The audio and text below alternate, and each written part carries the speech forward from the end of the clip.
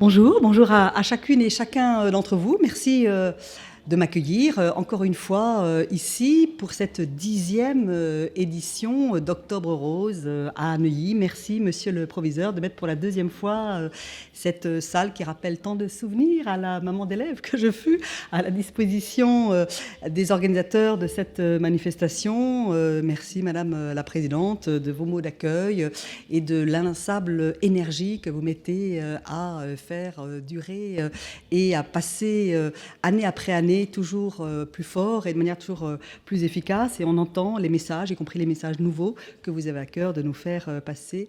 Merci de cet engagement. C'est vraiment cette année-ci, comme les autres années, un plaisir pour moi d'être à vos côtés, un devoir également, j'ose le mot, comme élue de la nation, représentante de la nation, comme femme engagée, mère de famille, je l'ai dit, d'être à vos côtés dans cette mobilisation pour montrer tout l'intérêt, toute la considération que je porte au travail qui est mené, au travail des équipes médicales, bien évidemment, au premier rang desquels, ici, dans ce qui est ma circonscription, se trouvent les centres médico-chirurgicaux de Ambroise Paré, Pierre Chérès, Hartmann, bien évidemment, dont on connaît l'excellence, mais également le travail, l'engagement, la mobilisation de dizaines, de centaines d'associations, de mouvements à travers la France qui œuvrent pour accompagner celles qui sont victimes du cancer du sein, œuvrent à propager également le message absolument vital de la prévention et donc du dépistage. Du dépistage particulièrement, pas que, mais particulièrement pour les femmes âgées de plus de 50 ans. Le cancer du sein, je souhaite le dire, et ça fait donc partie des messages que je viens de dire, est vraiment un enjeu majeur, un enjeu de santé publique absolument majeur. Et c'est important qu'il y ait partout en France, et je suis donc très heureuse que ça ait lieu également ici, à Neuilly, dans ma circonscription, une mobilisation des événements comme celui-ci qui permettent de faire le point, d'entendre les experts, d'entendre les chirurgiens, les représentants des équipes médicales, faire un bilan, nous dire où on en est, faire un état des lieux, et par-delà l'état des lieux, nous présenter également de manière savante, mais on a besoin de choses précises, on a besoin de s'informer, de progresser dans notre connaissance de ce fléau qu'est le cancer du sein, de nous présenter également les perspectives qui existent dans le domaine de l'imagerie médicale, dans le domaine de la chirurgie, de la radiothérapie, de l'oncologie médicale, dans le domaine de la reconstruction également. On a besoin d'événements comme celui-ci pour faire le point d'une part et puis aller au-delà, réfléchir ensemble. Les chiffres, vous les connaissez, qui illustrent bien qu'il y a un véritable enjeu de santé publique, encore une fois majeur pour notre pays.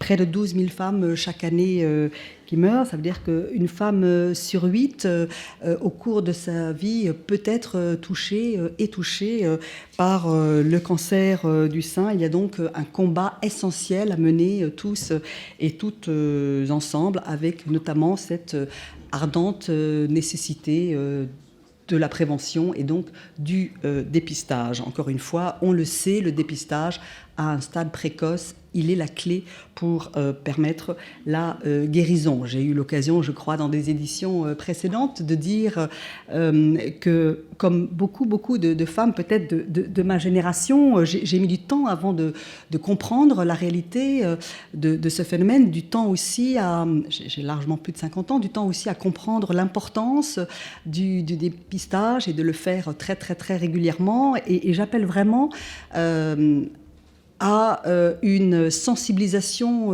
accrue et à ce que les éventuelles craintes, réserves, réticences, angoisses, appelons cela comme on veut, soient surmontées pour que véritablement l'ardente nécessité du dépistage soit clairement comprise et que toutes celles et tous ceux qui ont à le faire le fassent sans aucune hésitation, sans aucune réticence. Parce que la dynamique, elle est là. La diminution l'évolution de la mortalité due au cancer du sein, elle est patente, grâce, il me semble, en tout cas c'est ce que nous disent les experts médicaux, notamment et tout particulièrement au dépistage précoce, mais on sent bien que la dynamique, elle reste fragile et qu'il faut tout le temps la soutenir. Donc encore une fois, je ne veux pas être trop longue, merci de votre présence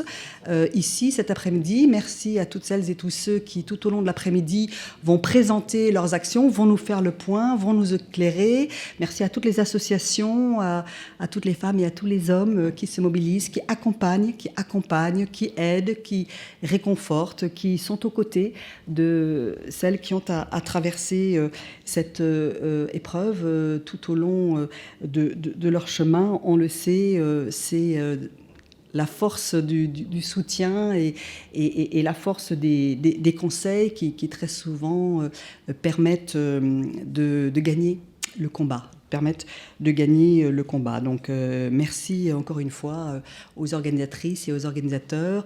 Pardon d'avance si je ne pourrais pas rester à vos côtés toute l'après-midi, mais il se trouve que l'Assemblée nationale siège en ce moment. Nous sommes dans la discussion de la loi de finances, la première partie de la loi de finances. On a quelques sujets un peu importants à l'Assemblée nationale. Pardon. Non, la santé, ça viendra. On n'oubliera pas la santé, ça viendra dans ce qu'on appelle la deuxième partie, la loi de finances, à compter du mardi 22 octobre. Là, on est dans la première partie, la partie recettes, donc celle où on parle des impôts et de la meilleure manière de collecter l'impôt.